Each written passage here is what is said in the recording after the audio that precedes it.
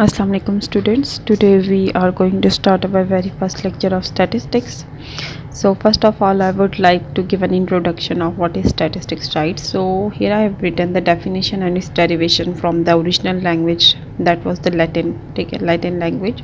So statistics is a word which is from Latin language. So Latin word was the status, which means a political state, right? And the in simple words, if we want to describe it, we will say that statistics simply means numerical facts, right? It will always be in numbers, right? Numerical facts that are systematically arranged. In statistics, the proper arrangement of the numerical values that are basically facts, right, is very important, and you will find this thing in almost all of the chapters of statistics. So moving to the definition, this is a proper definition of statistics. Basically, mostly people say that it is a branch of mathematics, but it basically deals with uncertainty, right? So we will say that statistics is a discipline that includes procedures and techniques. The procedures and techniques, what are those things? We will be dealing with them later on, but for now you have to understand that the basic definition of statistics, right? So the discipline that includes procedures and techniques used to collect, right? We will see how it is collected, the process of processing information and analysis, right? And analyze numerical data. Then we will analyze it and we will reach to a decision about them. First we will make inferences about them, the information we collected, processed and analyzed, and then we will reach a decision about that. So this will then be called as statistics, right? So on the basis of that, we can say that statistics is divided into three parts. First one will be collection, second one will be displaying of the data, and the last one will be analyzing facts. And how we will analyze them and how we will reach to a decision, that we will be dealing with the inferential statistics, right? So what book says that statistics is a branch of mathematics that is concerned with the collection and analysis of data with the aim of improving and understanding of the real world. So there are two main branches of statistics. One is called the descriptive statistics, and descriptive means that it will be describing the numbers, right? Any situation that is related to present or past, or if we are predicting something about future, we will be describing them in the form of numbers, right? And the inferential statistics, that is basically concerned with drawing inferences or with drawing conclusions from the observed numbers to make inferences about the population from which the data is collected and about future trends. So how can we reach to this decision that what the data says? So inferential statistics basically says that if you are given a population, that you cannot go and study each and every person's traits or features, and then you can draw a decision about it, means inference, right? So what you will do, you will select a sample. That sample should have some properties, right? Some characteristics. It means that sample will be denoting the population from which it is taken. So that sample will be the representative of the whole population, and doing some statistical analysis of that sample, we will then reach to draw a conclusion, right, about the observed number of that sample, and then we will make some inferences that the population is like this, right, on the basis of that sample that we have taken. So this is what statistics will deal and will come in. So we will be studying it. It's not problematic or difficult thing, it's okay. Basically it says that Descriptive statistics is the one that gives the foundation to the inferential statistics, right? On the basis of descriptive statistics, using the parameters of descriptive statistics, the inferential statistics tells us about the situation.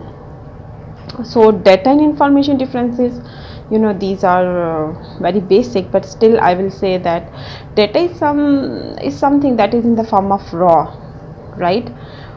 First you will gather it, then you process it, then you give it a structure and analyze it, then it becomes a proper information will always be factual, it will be valid thing.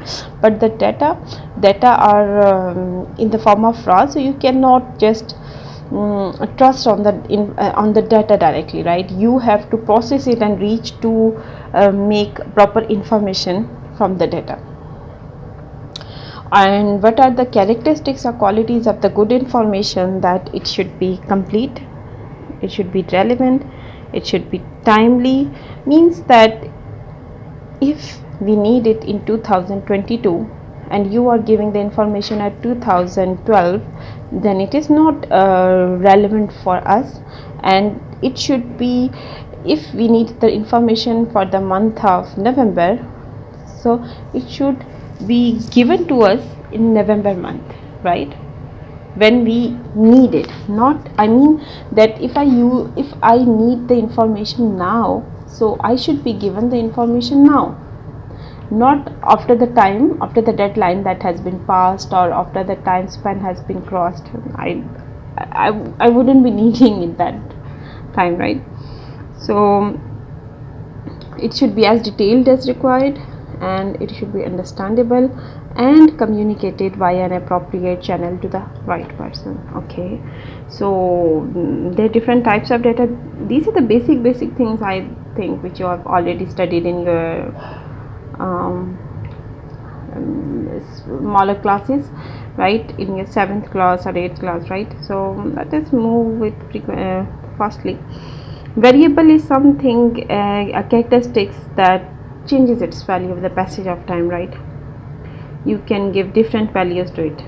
Okay, and observation means when you observe the values of the variable, it is, or measure the values of the variable, it is called an observation. So variables are of different type, quantitative and qualitative. Okay, so quantitative, something that is measurable, right? It has a numerical value. For example, height of a person, weight of a person, or you can say that how many pieces have been rejected from the production line by the quality supervisors, like that, right? While the qualitative variable is something that is inbuilt, or that is within a person or within something, and you cannot give it a numerical value. For example, she has green eyes. Okay, he has blonde hairs. Okay, what is her favorite food? Where is she having pain in her body? Like, these are the questions that you are asking something that cannot be given a value, right? So for the statistics, as I told you, that we need something that is numerical, right? That has some numerical value. So it means that we can only take the quantitative variables for properly, like for statistics to describe. So the first one is discrete variable, and in simple words I will tell you that discrete variable means whole numbers.